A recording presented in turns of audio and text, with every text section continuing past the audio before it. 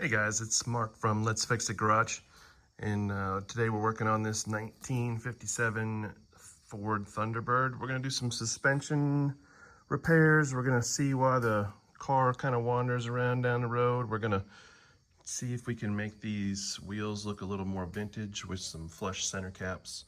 And we're going to work on the shifter a bit and do a few other little things. Pretty nice car, really. I mean, somebody's painted it, but it's fairly original underneath. Everything inside's original, engine's original. Interior's been redone and it's been painted. A little bit of restoration here and there, but I think they probably just put the original moldings and things on it. So should be a good little project, and looking forward to getting started on here. I went up and towed it back from the customer on last week, and I'll put some pictures up of that, but yeah, I'm just gonna get after it.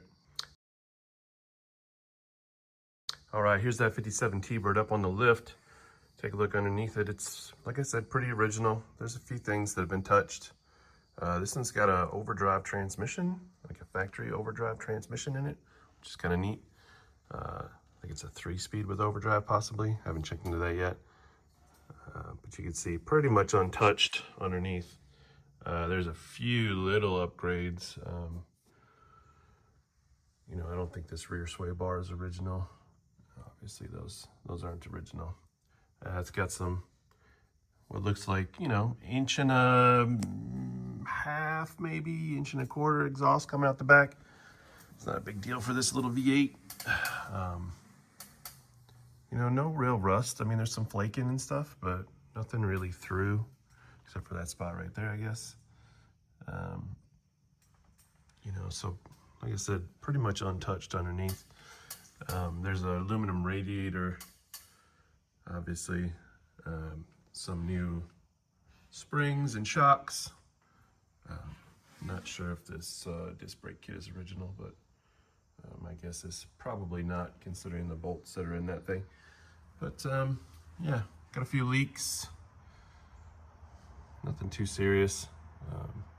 Gonna take a look at the shifter, which is kind of buried up in here. Here's a look at that overdrive unit. So yeah, a few things to be done on this one. It's got some glass packs on her. Old glass packs. All right, got some new leaf springs on the back of this T-Bird. As you can see, we got the new bolts and bushings in the back there. We were just gonna rebuild the old leaf springs, but it had 2 different leaf springs in it. So one was like a 57 style, and this car is actually a 56, which was throwing me off. I'll show you what was giving me some fits about it. I was looking at parts and I was like, oh, what's that headlight say? 57 right there. So that's 57 T-Bird. And then I talked to the customer and they were like, no, it's a 56. And I was like, well, that's weird, because this is a 57 bumper and those are 57 marker or turn signal lights.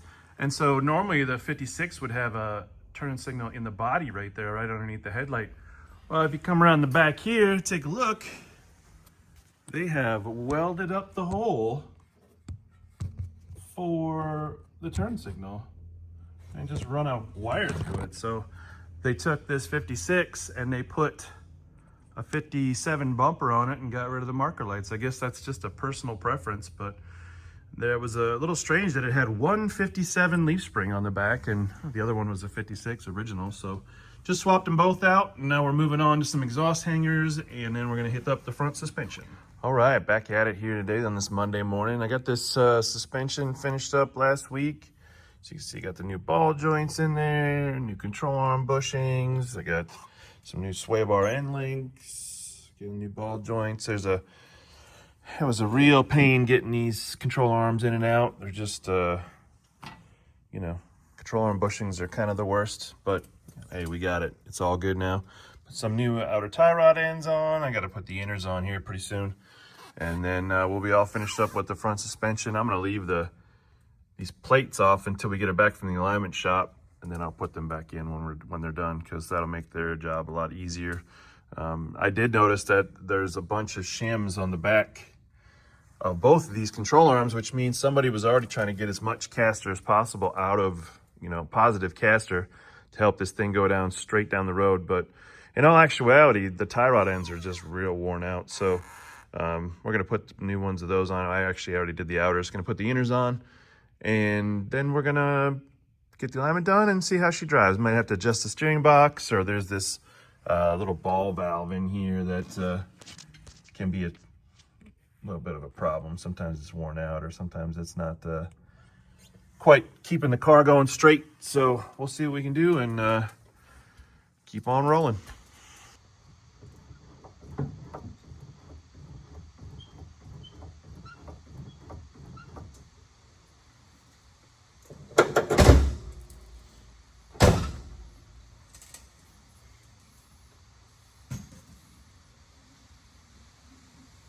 Hey y'all, just working on this Thunderbird again today, and the customer has asked to not have these big center caps on the front wheels.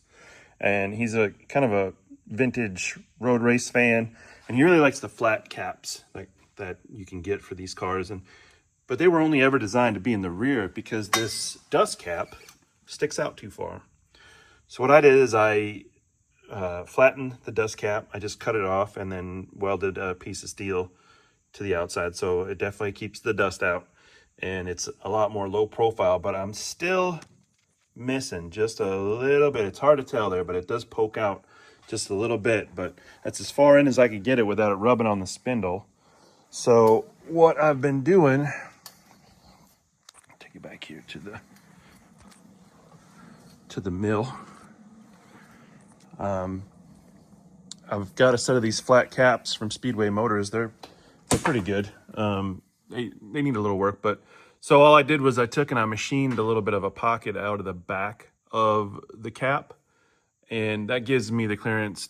It's not perfect. I probably should have done a square or something, but I was just going back and forth with the end mill, and I got that 70-ish thousandths, maybe 80 is all we needed on that one.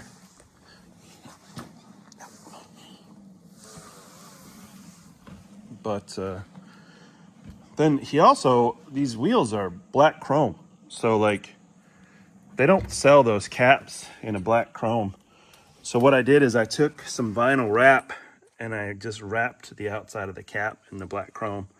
And it's still bare aluminum around the edges, but I think it looks pretty good. I mean, and the customer, that's exactly what he wanted. The back are easy. Like you don't have to modify them at all. But the front, there's a little bit of a clearance issue there. So I think it turned out pretty good, and I'm gonna bolt the rest of these on and get them wrapped, get them bolted on, and then we'll keep on rolling.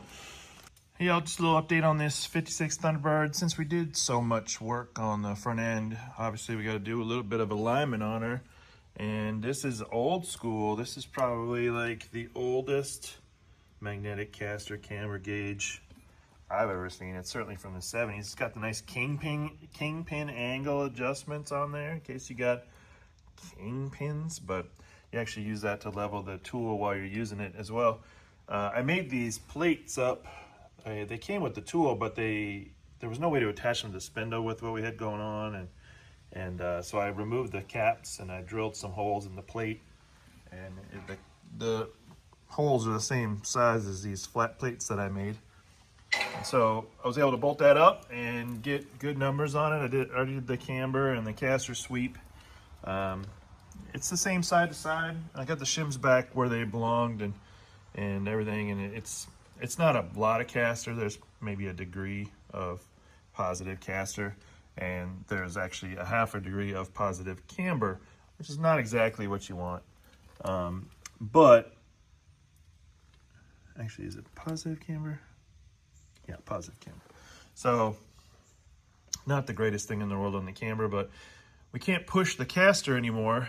It's got maximum caster without increasing the positive camber, so not a whole lot we could do there as far as getting that better. The camber on these cars isn't as critical as the caster, because caster, if you can get anything over 0 positive caster on these old cars, then you're doing pretty good.